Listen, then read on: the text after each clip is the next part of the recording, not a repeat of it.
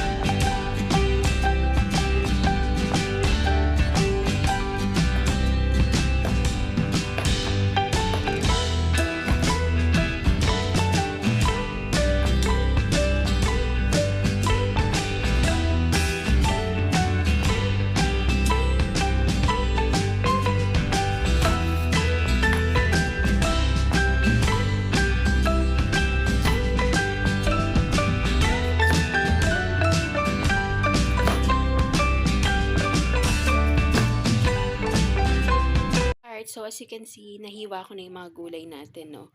Yung ampalaya, sitaw, kamote, kalabasa, okra, and talong.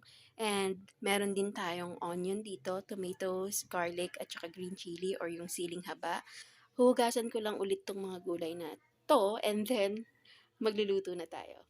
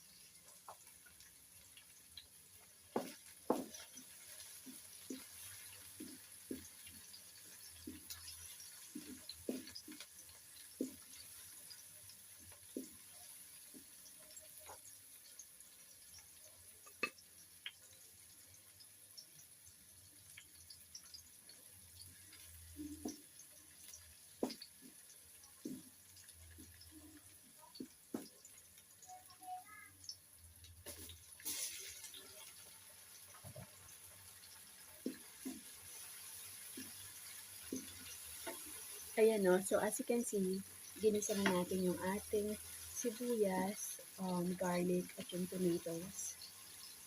Ayan. Sangkutsa lang natin yan. And then, kapag medyo malata na yung kamatis, lagyan natin yung kamote. una ko siyang ilalagay at saka yung kalabasa kasi silang dalawa. Ayan.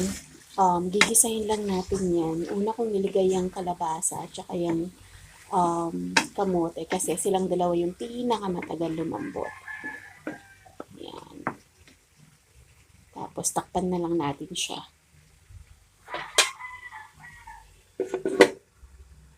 Ayan, tignan natin. Okay.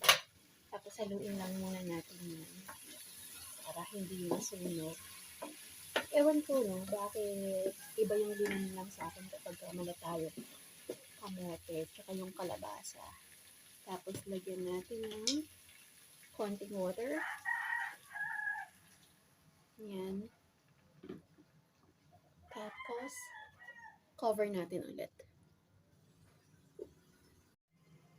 Okay, let's try and check if malambot na yung kalabasa. Yep, as you can see, malatang-malata na siya, pati yung ating kamote. So, we can put in the other vegetables na. So, let's put in our ampalaya, okra, and then sitaw. Since halos magkakatigas naman sila and halos sabay-sabay silang lumambot. Well, hindi naman kailangan malambot na malambot yung mga gulay na nilagay ko, yung ampalaya, sitaw at kalabasa kasi ampalaya, sitaw at okra kasi mas masarap pa rin na medyo crunchy sila. Yan. And then, iuhuli natin ng konti yung talong kasi malambot lang yung talong. Lagyan natin ng konti pang water. And tapos, let's put in our bagoong isda extract. Bango. Yan. Haluin lang natin ulit.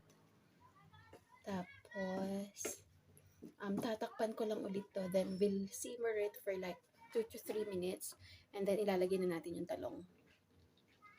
Alright, so let's check kung medyo malambot na yung bagong lagay nating gulay. Yung okra, sitaw, at yung ampalaya. Yep, malambot na siya ng bahagya. So, let's put in our final gulay. Final gulay? Ano to, konti? Raised pala, no? Yung talong, since madali lang naman yung lumambot. And then, we'll simmer it for like another 2 more minutes or 3 more minutes. And then, kakain na tayo, finally. Oh, one more thing I forgot. Yung ating palang siling haba or siling green. Yan. Then, cover ko lang ulit to para isimmer ulit natin. And then, kakain na tayo. So, yan na yung ating pinakbet, guys, no? As you can see, medyo nagtubig na siya.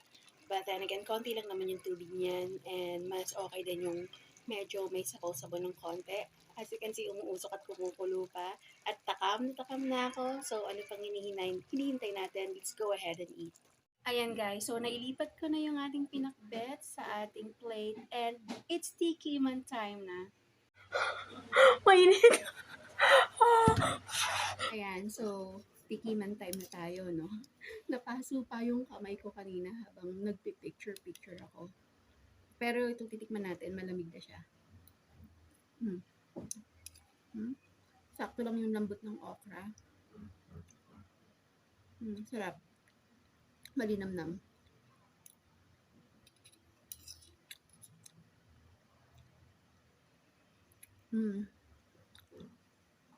Perfect. Kanin na lang. So, panira siya ng diet.